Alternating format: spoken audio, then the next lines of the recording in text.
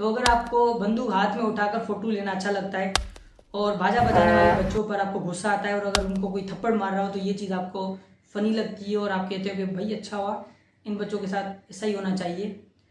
और ऐसे सेलिब्रिटीज़ जिन्हें आप सेलिब्रिटीज़ कहते हो, जिन्हें सिर्फ मखसूस अंदाज में चलना आता है, उसके अलावा उनके पास कोई क्रिएटिविटी नहीं है, ऐसे लोग पसंद आते हैं तो बराए मेहरबानी वीडियो को बंद कर दो, क्योंकि मुझे लगता है कि आखिर में आगे चलकर आप मुझे पीटने वाले हो।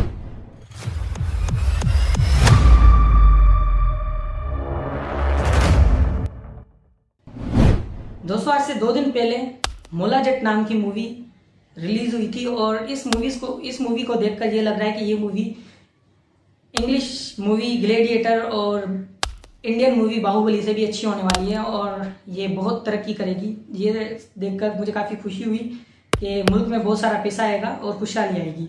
लेकिन जब इस मूवी के साइड इफ़ेक्ट मेरे जहन में आए तो मेरे खून के आंसू रोने लगा, क्योंकि मुझे पता था कि इस चीज़ के जो साइड इफ़ेक्ट निकलने वाले हैं ये इससे जितना हमें फ़ायदा देंगे इससे कहीं ज़्यादा हमें नुकसान देंगे। दोस्तों, आज इस वीडियो में मैं जो रिव्यू आपको पेश करने वाला हूँ, इसका मतलब सिर्फ इस मूवी को टारगेट करना नहीं है, बल्कि उन सारी मूवीज़ जो इस किस्म की होती है उनके साइड इफ़ेक्ट आप तक पहुँचाना है और आगे आपकी मर्जी है आप किस तरह से लेकर चलते हो। सबसे पहला इन मूवीज़ का साइड इफ़ेक्ट होता है स्टिमुलेट इरेशनल बिहेवियर, यानी कि ऐसी मूवीज़ देखकर लोग आमतौर पर एग्रेसिव हो जाते हैं। जब आप हीरो को मूवी में देखते हो तो हीरो क्या करता है, कोई उसके सामने कुछ गलत करता है तो वो कानून का ख्याल ही नहीं रखता और उसी टाइम वो बंदों को मार देता है, जान से मार देता है और आखिर में ये भी नहीं दिखाया जाता कि भाई पुलिस आई और उस हीरो को भी कुछ किया। और ऐसे में आम नौजवान को ये लगता है कि हीरो ने जो किया वो सही किया, हमें भी क्या करना चाहिए, जो चीज़ हमारे मतलब की नहीं हो हम लोगों को जाकर मार भी सकते हैं। और यही एग्रेशन हमें कौमी लेवल पर भी देखने को मिलता है, जो कि आगे चलकर मैं आपको बताने वाला हूँ। लेकिन उसके अलावा आप इंडिविजुअल लेवल पर ये देखो कि हमारे अंदर एग्रेशन यानी कि बर्दाश्त ये रह गई है कि अगर कोई छोटा सा बच्चा आज़ादी सेलिब्रेट करने के टाइम अगर एक छोटा बाजा बजाकर सेलिब्रेट कर रहा है, उस छोटे बच्चे को हम उसी टाइम पीट देते हैं। अगर आपको बाजे से एक प्रॉब्लम है तो आप उन दुकान पर जाओ और उनको कहो कि भाई ये बाजा नहीं रखो, या आपको लड़ना है ना उस कंपनी से जाकर लड़ो जो ऐसे बाजी बनाती है, जो आपकी नींदें हराम करती है। लेकिन हम उन्हें तो कुछ नहीं कह सकते, क्योंकि वो जवाब में एग्रेशन दिखाएंगे, क्योंकि उनके पास तो बड़ा प्रोटोकॉल होगा, पुलिस भी उनके पास होगी, वो आपको हो सकता है कि जेल भी करवा दें। तो हमें उन पर गुस्सा नहीं करना है, हमें उन मासूम बच्चों पर ही गुस्सा करना है। हालांकि आजकल हमारी गवर्नमेंट ने ये अनाउंस किया हुआ है कि बल्कि पूरी दुनिया यूएनओ ने खुद ने ये अनाउंस किया हुआ है कि बच्चियों को स्कूल में टीचर भी पनिश नहीं कर सकता, अगर पनिश करेगा तो 3-4 साल की उसको जेल हो जाएगी। ये एग्रेशन हमारी पुरानी नस्लों में इतना नहीं था जितना हम में है।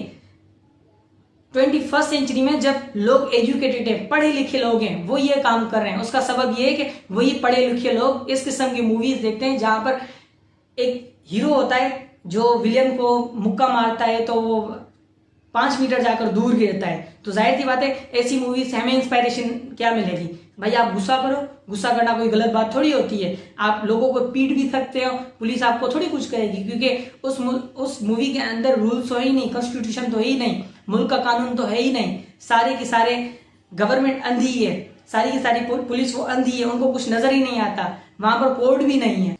रिसर्च बताती है कि स्मोकिंग से जितना नुकसान होता है ना, दूसरे नंबर पर जो आपके लंग्स को तबाह कर देता है, सेकंड नंबर पे सबसे ज्यादा नुकसान इन मूवीज के एग्रेशंस की वजह से होता है। आप इस एग्रेशन को कौमी लेवल पर भी देख सकते हो, जैसे कि इंडिया में आप देखो कि जब एक क्रिकेट मैच हारी जाती है तो उस चीज को गेम की तौर पर देखा ही नहीं जाता। क्या करते हैं कि जो प्लेयर्स होते हैं उनके घर पहुंच जाते हैं और वहां जाकर वो वायलेंस को प्रोमोट करते हैं और उन प्लेयर्स की जान को खतरा हो जाता है। और अगर यही चीज़ हम पाकिस्तान में देखें तो भाई गलती फ्रांस की होती है, अपनी मुल्क की इकोनॉमी को हम तोड़ रहे होते हैं, अपनी इकोनॉमी को डैमेज कर रहे होते हैं। और अगर बात की जाए ऐसी मूवीज़ के बनाने वाले डायरेक्टर्स, जब वो कास्ट को सिलेक्ट कर रहे होते हैं तो ऐसे एक्टर्स को सिलेक्ट करते हैं जिनको सिर्फ और सिर्फ ये ऊट पटांग जो है वो कलाबादियाँ खाना आती है और उसके अलावा एक्टिंग नाम की तो उनके पास कोई चीज़ ही नहीं होती है। और उन मूवीज़ को पसंद करने वाली आवाम, जो आम लोग, उनके सेलिब्रिटीज क्लास क्या है, उनको ऐसे लोग पसंद आते हैं जिनको सिर्फ एक मखसूस अंदाज में चलना आता हो। और उनको पसंद करने वाले हजारों लाखों लोग नहीं है बल्कि करोड़ों लोग हैं। आखिर इन कौमों को हो क्या गया है दोनों मुल्कों की। या तो एक ऐसा बंदा पसंद आएगा जिसको सिर्फ और सिर्फ एक किस्म का जो है एक प्ले करना आता है और उसके अलावा उनके पास कोई भी क्रिएटिविटी नहीं है।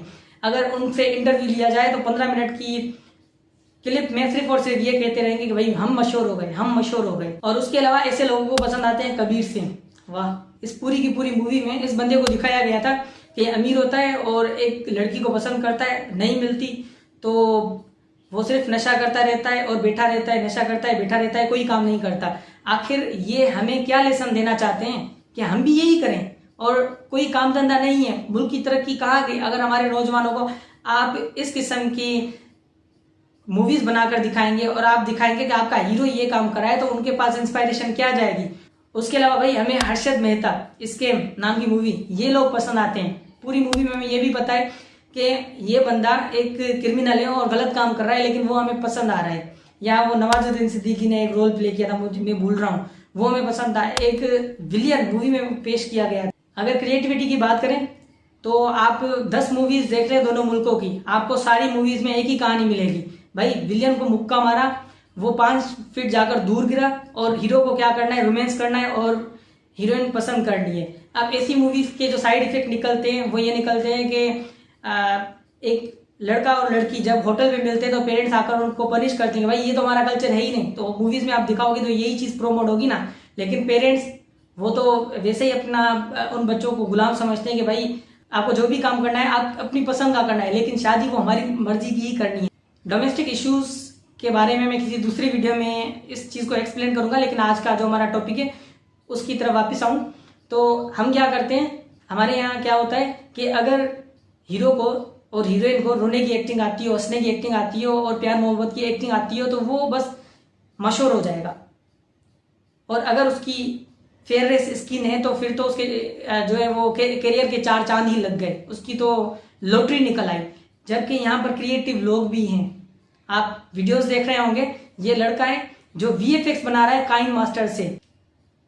इस VFX को बनाने में मार्वल को $1 मिलियन लग गए होंगे और इस बच्चे ने उसी VFX को काइन मास्टर पे बनाया हुआ है।